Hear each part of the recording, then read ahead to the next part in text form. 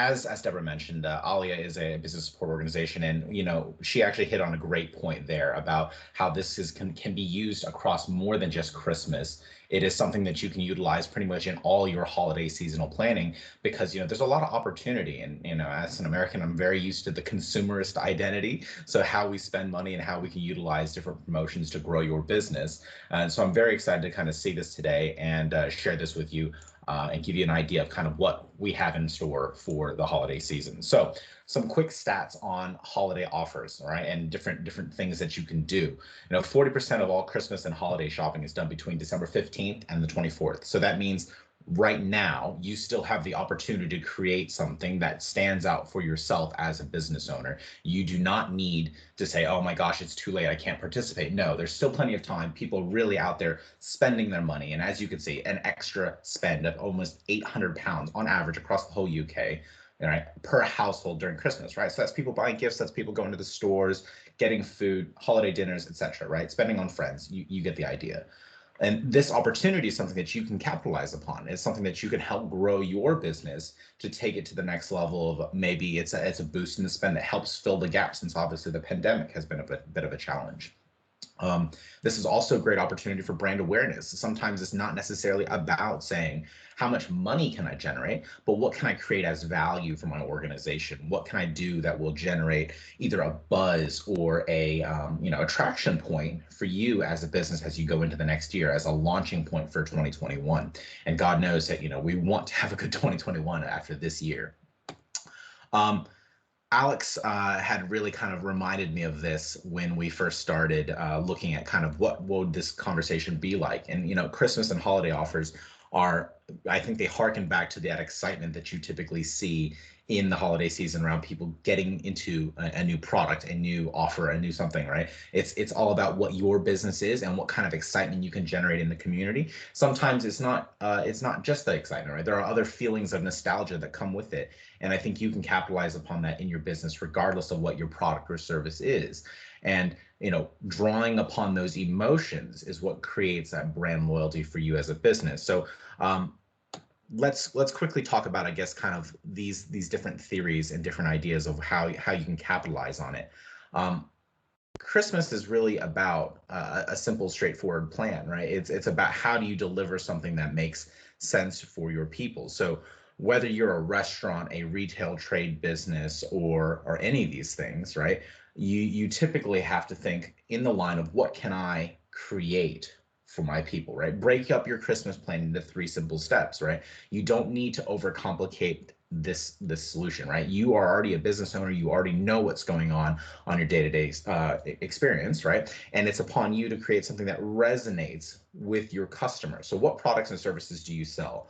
What offering would be the most compelling to the people that you serve, right? Is there some kind of parallel offering here that you can think of that is serving your people, right? It's about creating an offering that makes sense, right? So does the Christmas plan stay consistent with your brand is an important question. And it's something that you need to ask yourself, because it's sometimes not about saying, here's my deal, here's my offer, right? This is how you can capitalize on Christmas.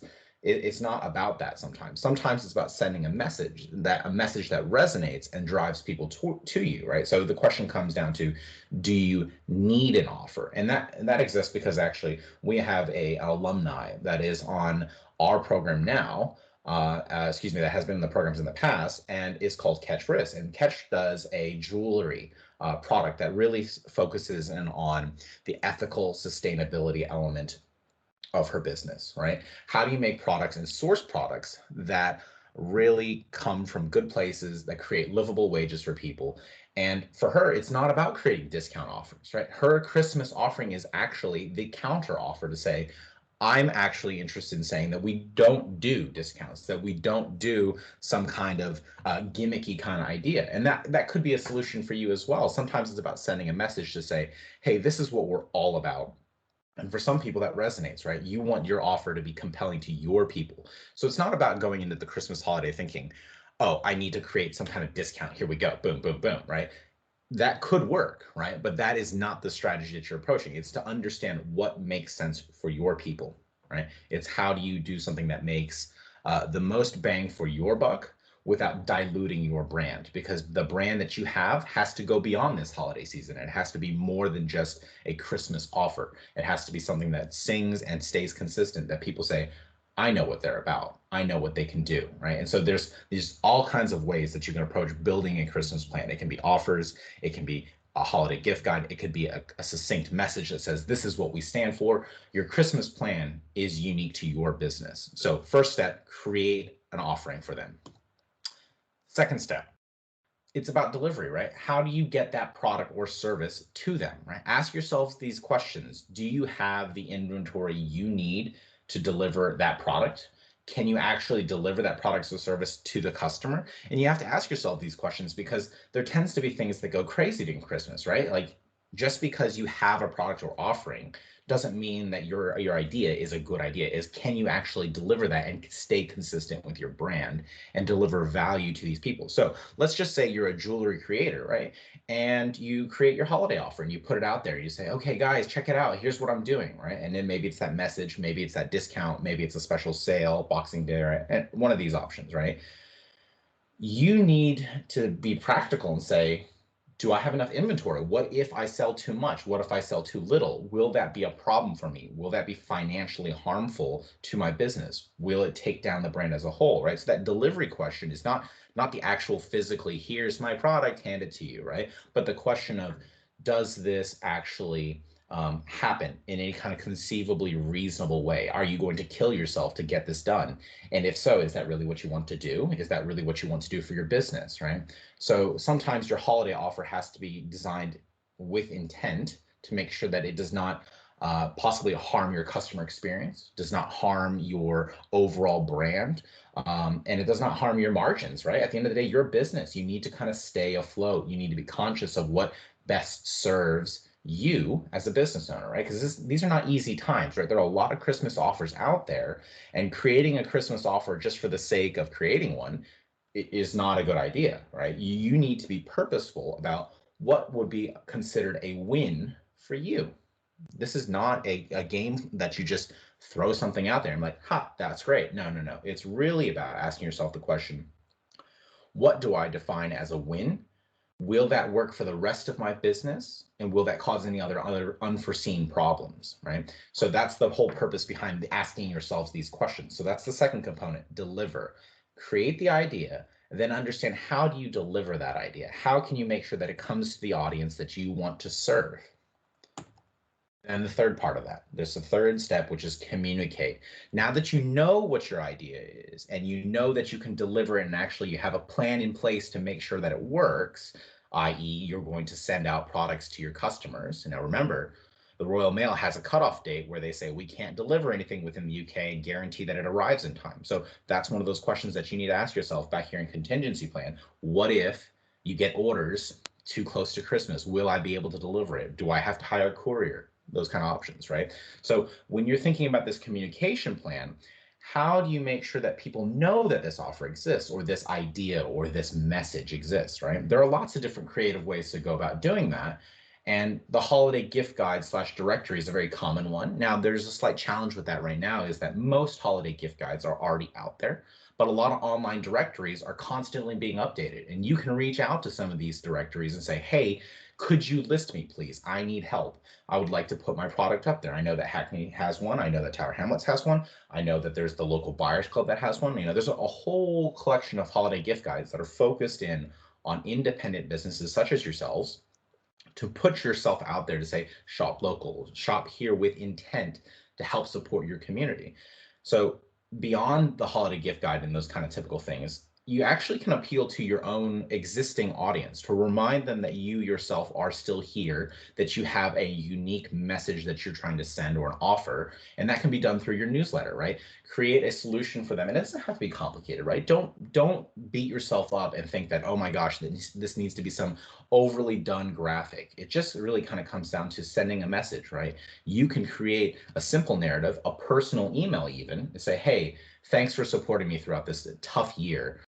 Let me create this holiday offer for you in this newsletter, right? And you send it out there, you put that out there so that people know that you exist. And sometimes it's a simple thing such as a Facebook post. And these are all kind of very rudimentary ideas, basic concepts, right?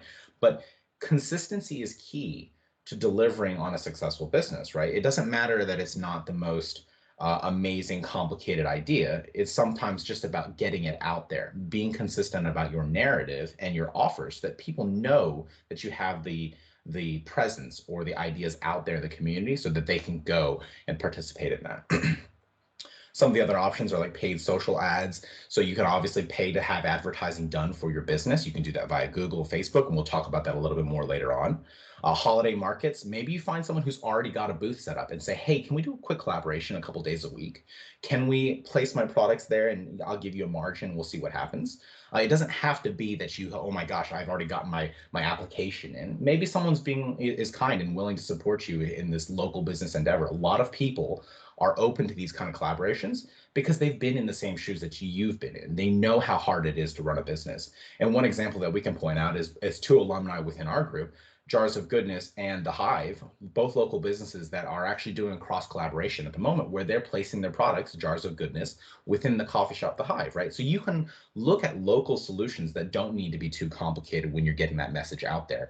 Do something that makes you raise the profile of your business. And let's be practical here, right? Set your expectations to a reasonable extent, right? Don't expect that somehow it's going to blow up overnight, right? Focus in on measurable and achievable goals that you know that you could say, hey, you know what? We sold X more than usual. And I'm happy with that, right? Because you don't need to hit it out of the park every single time, right? You have to build to that. It's that consistency that delivers true success for your business and sticking with it beyond just the first push, okay?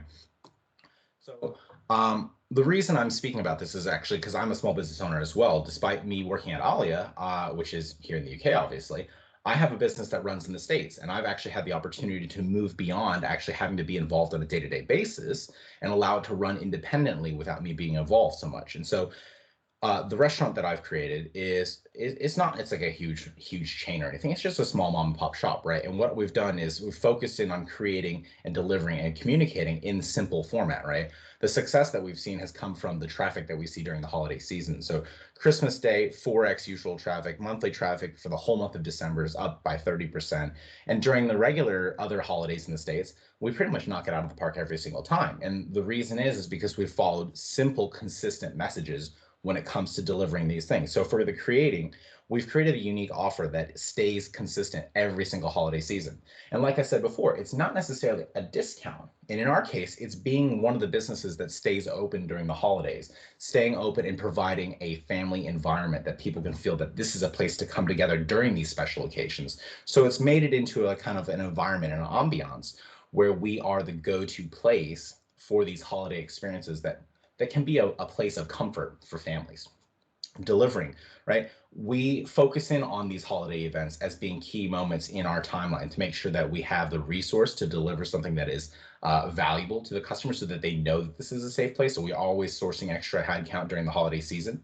And we communicate that via simple means, actually. We have Google ads that run that just kind of draw in the individuals to recognize that we are here, we are a presence, and we don't spend a ton of money on it, right? We focus on it just gradually. We say, here, we'll spend a bit of money here, we'll spend a bit of money here, but we're consistent that every month you will see that narrative there on the internet. We do that also through socials, PR, where we focus in on news pieces to say, hey, we're here, we're present, and we're high quality, right? That's one of the things that we focus in on as being a very high quality brand that people say, oh, wow, this is an award-winning restaurant. Let's go there with a family, right? So basic, simple things that are not overcomplicated, right? This is something that you yourself can do without saying, oh my gosh, I'm not a paid social media expert. I don't know what to do here, right? It's a basic thing. Go onto Google Ads and do some of the work there. So what I will do then is turn it over to Alex, who can kind of give you a little bit of detail behind what these Christmas offers are like, if you're thinking more in depth or more specifically. Brilliant, thank you. Amazing nuggets of wisdom there, especially being able to back it up with your own experience with your restaurant in the States. So yeah, your Christmas offer can be a whole bunch of things. And of course, a lot of the companies we're talking about today have or are Allia companies, right? Or Allia alumni. They've been through some of our programs. And they're all incredible. They're doing very, very well. So we use that as a kind of go-to shorthand language. So a few of you might be familiar with someone like I Am Not Okay. They trade in places like Broadway Market, Victoria Park Market, And now they're stocked in places like Selfridges, formerly Fortnum and Mason, all of this kind of stuff.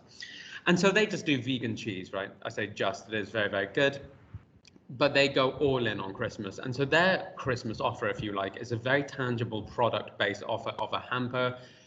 Like Andrew said, almost more of an experience. So it's not necessarily discounts, there might be a few, but actually what does it mean to have that festive experience of a hamper? You can see there in the picture that, you know, they don't sell wine, but, you know, they're putting that mulled wine in the picture to create, I suppose, that deliver that ambiance to you visually.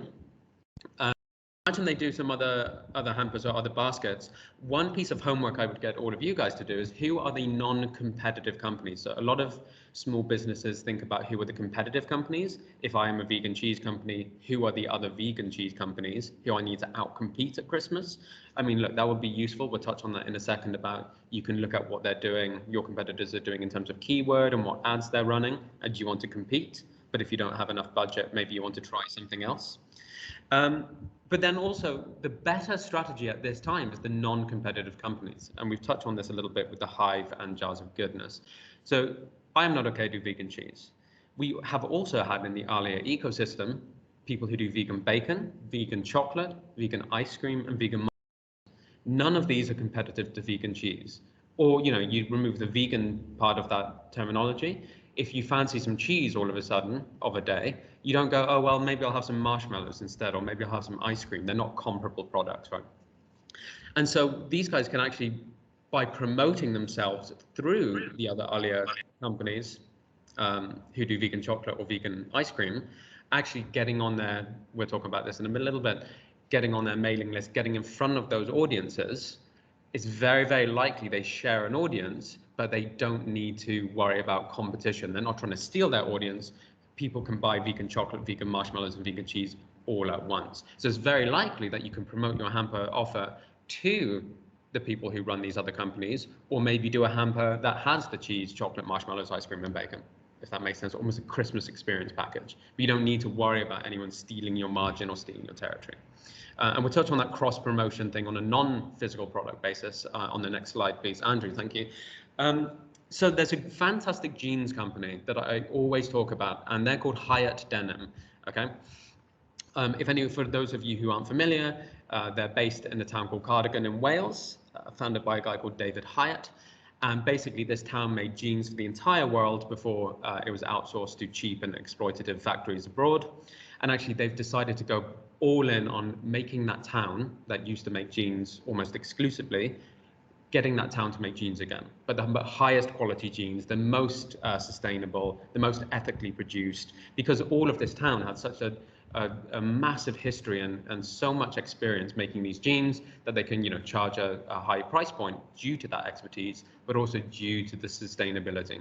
And so their slogan, we won't go into it too much now, their slogan is do one thing well, right? So for them, they make the world's best jeans. And so they do email marketing extremely well. In fact, for those of you who are familiar with the Do series of books, David Hyatt did the Do Open book, which is all about how to do a really, really good email and newsletter campaign. So I do suggest you check it out. We'll talk a little bit about emails in a second.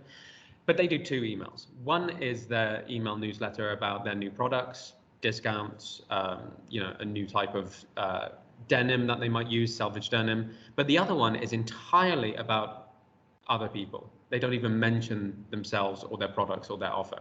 And so this is an example that I took from one of them. So here you can see that they're talking about other people doing a craft handbooks and pencils. This bookshop.org thing is really interesting. It's about kind of supporting independent booksellers. And then there's someone just recently released a book about doing Twitter really, really well. But Andrew, if you go to the next slide, if you could, this is one of the examples they used. And these apparently are one of the, you know, the best perfect artist pencil. Apparently they don't use lead or graphite or anything. They're completely sustainable. They don't use trees. But by profiling the people who make the world's best artist pencils, there will be that reciprocation where these guys can reciprocate and say, hey, we make the world's best pencils. Go check out these guys at Christmas. They make the world's best jeans. And actually what you're getting in front of is this pre-packaged audience that you don't need to almost market to because they already exist, who are A, fans of maybe sustainability and ethics and ethical consumerism, but B, may be fans of high quality. They appreciate a premium price point because they like paying for quality. And that's very, very different from saying, oh, hey, we make jeans. Let's go out and try and offer this to everyone and anyone. This is about being very, very targeted about, okay, who else shares my audience? So this graphite company, the artist pencils, they would be a complementary company. They're completely different from Hyatt Denim, but they share an ethos, a brand reputation. They share a consumer that cares about those kind of things. And so you could say, look, let's do a swap for swap. I'll get you on my newsletter, I'll be on yours. Or maybe we can do an exclusive deal, or we could do a podcast together, right? Next slide, please, Andrew, if you could. In a similar way. So this is another one of our alumni, Love and Salvage. They do fantastic kind of craft and maker kits, and you can kind of, from spare leather and scraps, you can make your own purse and bag and shoes. Absolutely incredible. And Andrea, if you could go down one more slide, if you could. These are the kind of things that they do. So almost, yeah, a bit of a premium price point. But because they do these amazing craft workshops, it would be good for them to maybe curate a list, let's say at Christmas, and this is something they're looking into, the 10 best craft experiences for the holidays, the best craft chocolate making workshops, the best craft knife making workshops. You know, we've had chef knives on the program before. They're not competitive, they're a complementary company, but by promoting themselves as an expert in the craft workshop world, actually you're going to get a whole bunch of people who will kind of reciprocate, right? So once they finish the craft knife making workshop, and once they finish the craft chocolate workshop, where next? They'll send them back straight to the craft maker kits to make a bag or to make a kind of a pouch or upcycle an old jacket, right? Next slide, please, Andrew. And again, we've had this, yet another alumni, because it's an easy example. These are very simple organic baby comforters. I'm not a parent, I didn't know what a baby comforter was. But rather than looking around and trying to shop it at Christmas, you know, do you want to discount 80% off baby comforters? Next slide, please, if you could, Andrew. How else can you find a complementary avenue, right? Not competitive, complementary. So these guys aren't a company, but there's some kind of mother, parental experience podcast. If you think about the baby comforter mission, it's to soothe the baby's pain, to soothe the parental anxiety of why isn't my baby sleeping? Why is it crying? These podcasts often address issues like that. Said, hey, they're always looking for content. I can do you a little interview if you want. I'd love to engage with you in conversation and give some parental advice and talk about how I, as a mother myself, built this company out. But again, it's a very easy win because these two will have a pre-existing audience. So you don't need to do the work of building that audience. It's about finding what community to plug into. Next slide, please, if you could, Andrew. I think this is the one after this is you, but this is one of our current cohort, one of Andrew's. And again, they source and kind of curate almost like a marketplace platform of ethical companies, ethical goods, sustainable goods, a bit like what we talked about with Hyatt Denim, is if this is you, that audience already exists. And so this is one of Andrew's. Yeah, so actually, you know, this is kind of opportunity that presents itself as being something that you could possibly try to get on before Christmas, right? That you can actually go to the do-gooders, ask them about it, as you see in the top right-hand corner, that if you're a sustainable brand, that you can actually put yourself out there as a listed product, right? So that people know that you're existing, right? Is that these special campaigns, as you see up here at the top, right? I had mentioned earlier that it's not just about discounts, right? The do-gooders focus at the top, if you see it. It's in very small fine print. It says, make a difference this Christmas. Join our One Ethical Swap Challenge. And that's their Christmas focus, right? How do you focus in on buying products that is committing to a more sustainable world, right? And so for you, you don't have to do discounts, right? You can do offers as it exists and capitalize on resources that exist in the marketplace today via the do-gooders or via the Scummy Mummies, etc. There are a lot of options out there for you. Sorry, it's a little laggy here on the offer. If you are an ethical brand, do take a look at that. If you're not, there will be alternative avenues. A lot is said about this SMART goals. We won't labor the point too much. Hopefully, a lot of you will be familiar. Next slide, please, Andrew, if you could. If you're not, It's just a small framework of making sure that your offer is as targeted as it possibly can be, because if these things aren't smart, then you won't have A, any way of evaluating if it works, but B, it's probably not going to land for your target audience anyway. So your offer must be specific. It's not, come and get a discount and no one knows what it is. It's you will get 50% off, or if it's not a discount, you will get extra time on your session or whatever else it is. Measurable, how do you tell if it's worked? Are you looking at increased sales? Are you looking at increased brand awareness, and how are you measuring that? Attainable is all well and good saying we want to make £1 million extra cash this Christmas. Might not always be doable, right? So, and about, like Andrew said, maybe having smaller expectations, but then being able to make that replicable in the future. Relevant, that should be, fairly self-evident. It should be, rather than we're going to do you a special Singaporean Independence Day discount for Christmas. Why in London? Why is that relevant? Is of the season, of certain themes. And again, don't forget, this isn't just Christmas. It could be, it is the kind of the end of year. You've got Black Friday, Cyber Monday, Hanukkah, Kwanzaa, or even just festive holidays, if anyone's not especially adhering to the specific holiday you're thinking about. But it has to be relevant to this time and this place. And of course, time-based. If we scroll down a bit, we're not going to labor this point. Hopefully you'll be familiar with this. But I do want to bring it up because this is the mistake I see and we see as a business support organization a lot, is that people have to move through this funnel, right? At the top, to labor the point, they need to get awareness and attention, then interest, then desire, and then, or desire/decision, and then action, which is buying or engaging or even signing up to your newsletter. What we see a lot of is people using an action that will make someone take action, right? 80% off the dudes. If I was, marginally interested before, and I was umming and ahhing and I was on the fence, 80% off, that's going to cause me to buy it immediately, probably buy 100 for all of my friends and family. If I don't know what the doo-doos is, if I don't have that attention already or that awareness, if I say 80% off the doo-doos, I don't know what that is. I'm not going to click, I'm not going to care. Right, so it's just making sure that at each stage you've got an offer, a target that moves people through this funnel. So how else might you create the desire based around Christmas? You have to evaluate that for your offer, but it's no good trying to get to increase desire if they're not even aware of you. This kind of thing. So we won't labor the point too much because there's a lot of existing resource on IDA online. But just to look at the next slide really quickly, this annoys me because the funnel is the wrong way around, but it's an interesting point. This is mainly for sales promotion. So you might do articles and advertisements. That's very, very good for awareness at the top, as you can see. And then maybe, the testimonial might be the thing. They're still umming and ahhing. They've maybe been aware of you. They're interested. They desire it. They've made a decision, but they see a knockout testimonial, which was, as soon as I bought the dudes, my work-life balance and my time with my child has massively increased, and I'm just so happy. And that's the killer blow that lands them to take that action. But if they weren't aware, if I say, oh, since I bought the doo-doos, I now have a better work-life balance and better relationship with my child, I'm not going to care because I'm not even aware that you exist.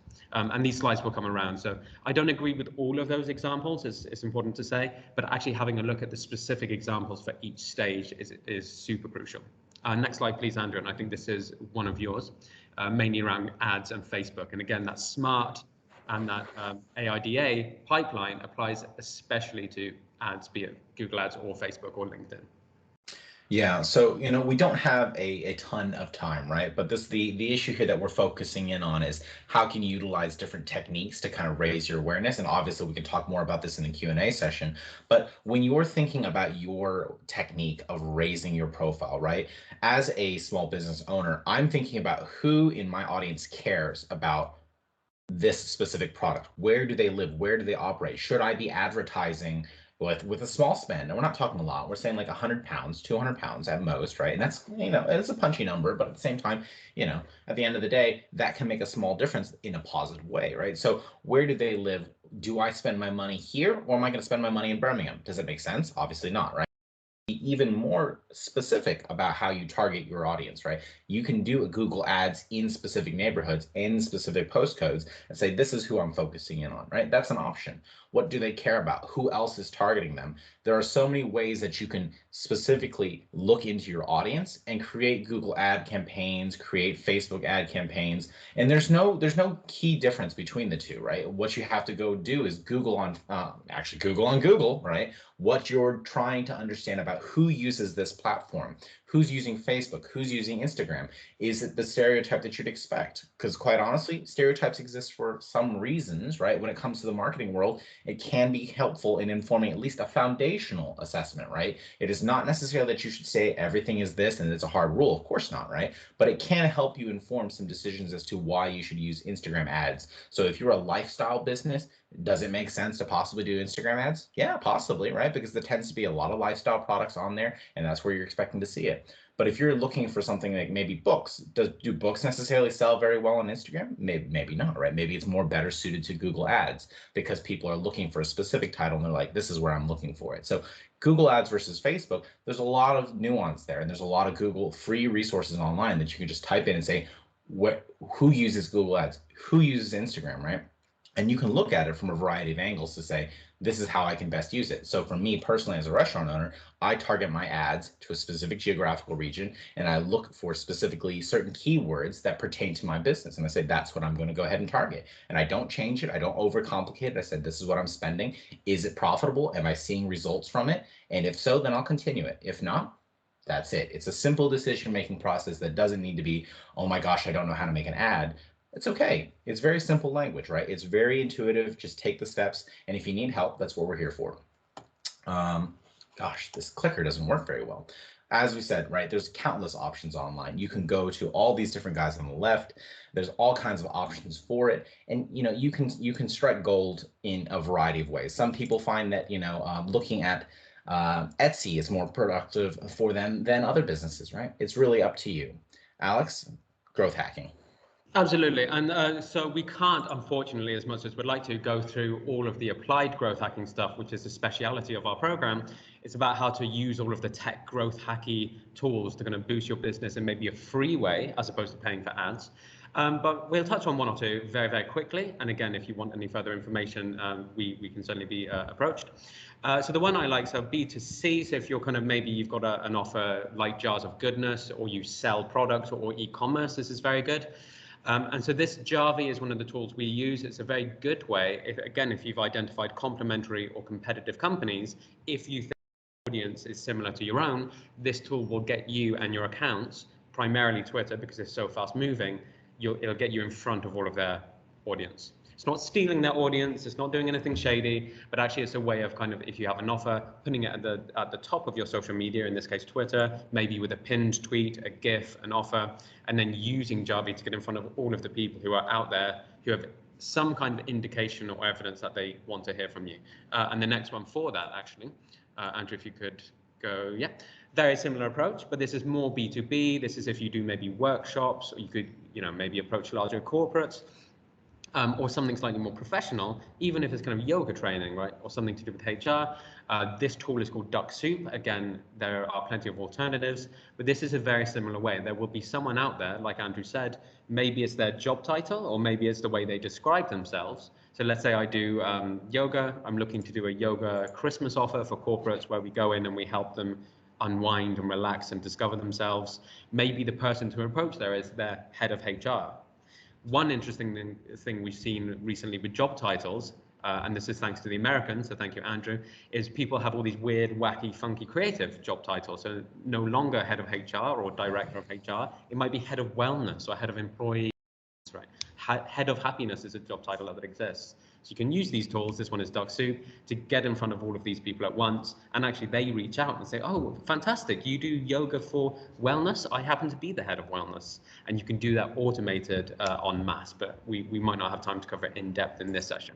For the next one, again, there are plenty of free social tools that you can kind of go through, but we won't labor the point here. But things like MailChimp, things like Canva, again, very, very useful to design something for this offer, and even things like Stencil, that's quite similar to Canva, but then you can make automatic GIFs and make it slightly punchier and more engaging. But again, there's a lot to cover there, but it's more about the targeting and getting in front of the right people with the right manner. And yeah, we cover a lot of this in the Grow Your Business. Yeah, Andrew. Sorry about that. Just because I'm conscious of time, I want to leave time open for you guys to ask questions. All the resources will be sent out in the PDF. So if you need to take a look at it afterwards, feel free to do so. We'll make sure it's shared.